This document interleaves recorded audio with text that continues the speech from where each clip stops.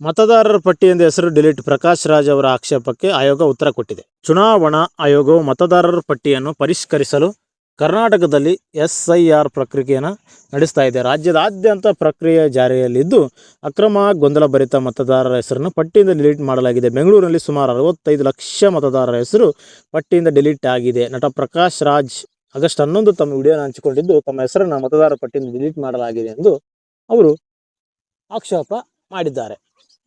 ತಾನು ಹುಟ್ಟಿ ಬೆಳೆದ ಶಿಕ್ಷಣ ಪಡೆದ ಮತ್ತು ಈ ಹಿಂದೆ ಲೋಕಸಭಾ ಚುನಾವಣೆಗೆ ಸ್ಪರ್ಧಿಸಿದಂಥ ಕ್ಷೇತ್ರದಲ್ಲಿಯೇ ನನ್ನ ಹೆಸರು ಹೇಗೆ ಡಿಲೀಟ್ ಆಗಲು ಸಾಧ್ಯ ಎಂದು ಅವರು ಪ್ರಶ್ನೆ ಮಾಡಿದ್ದಾರೆ. ಇದನ್ನು ಅವರು ಒಂದು ಜೋಕ್ ಎಂದು ವ್ಯಂಗ್ಯ ಮಾಡಿದ್ದಾರೆ. ಅಲ್ಲದೆ ತಮ್ಮ ಮತದಾನದ ಹಕ್ಕನ್ನು ಮರಳಿ ಪಡೆಯಲು ಅಗತ್ಯವಿರುವ ಎಲ್ಲ ಕಾನೂನು ಕ್ರಮಗಳನ್ನು ಕೈಗೊಳ್ಳುವುದಾಗಿ ತಿಳಿಸಿದರು ಮತ್ತು ಜೊತೆಗೆ ಆಯೋಗದ ಕ್ರಮದ ಬಗ್ಗೆ ಆಕ್ಷೇಪವನ್ನು ವ್ಯಕ್ತಪಡಿಸಿದರು.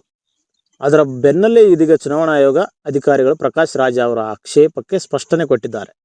ಪ್ರಕಾಶ್ ರಾಜ್ ಅವರು ಶಾಂತಿನಗರದ ಮತದಾರರಾಗಿದ್ದರು. ಆದರೆ ಮನೆ ಪರಿಶೀಲನೆ ವೇಳೆ ಪ್ರಕಾಶ್ ರಾಜ್ ಅವರು ತಮ್ಮ ನಿವಾಸವಾದ ನಂಬರ್ 266 ಗಾರ್ಡನ್ ಅಪಾರ್ಟ್ಮೆಂಟ್ನಿಂದ ಬೇರೆ ಸ್ಥಳಾಂತರ ಆಗಿರುವುದು ಗೊತ್ತಾಗಿದೆ. PLO ಸ್ಥಳೀಯವಾಗಿ ವಿಚಾರ ಮಾಡಿದಾಗ ಪ್ರಕಾಶ್ ರಾಜ್ ಅವರು ಕಳೆದ 4 ವರ್ಷಗಳಿಂದ ಅಲ್ಲಿಲ್ಲ, ಮೊದಲಿಗೆ ಬಾಡಿಗೆದಾರರು ವಾಸಿಸುತ್ತಿದ್ದಾರೆ ಎಂಬುದು ತಿಳಿದು ಬಂದಿದೆ ಎಂದು ಅಧಿಕಾರಿಗಳು ಮಾಹಿತಿ ನೀಡಿದ್ದಾರೆ. BLO ನೀಡಿರುವಂಥ ಮಾಹಿತಿಯ ಅನ್ವಯ ಸ್ಥಳ ಪರಿಶೀಲನೆ ಮಾಡಲಾಯಿತು. ಪ್ರಕಾಶ್ ರಾಜ್ ಅವರು ನಿಗದಿತ ವಿಳಾಸದಲ್ಲಿ ಸಾಕಷ್ಟು ಸಮಯದಿಂದ ಇಲ್ಲದೇ ಇರುವಂಥ ಕಾರಣಕ್ಕೆ ಅವರನ್ನು ಶಾಶ್ವತ ಸ್ಥಳಾಂತರ ಪಟ್ಟಿಗೆ ಸೇರಿಸಲಾಗಿದೆ ಎಂದಿದ್ದಾರೆ.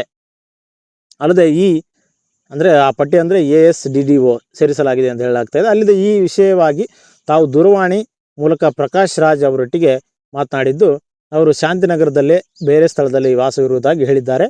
ಹಾಗಿದ್ರೆ ಅವರು ಸ್ಥಳೀಯ BLO ಅವರನ್ನ ಸಂಪರ್ಕಿಸಿ ಫಾರಂ 6 ಅನ್ನು ಸಲ್ಲಿಸಿದ್ದಲ್ಲಿ ಅವರು ಹೆಸರು ಶಾಂತಿನಗರದಲ್ಲಿ ಮತದಾರರ ಪಟ್ಟಿಗೆ ಸೇರಿಸಲಿದೆ ಅಂತ ಹೇಳಿದ್ದಾರೆ.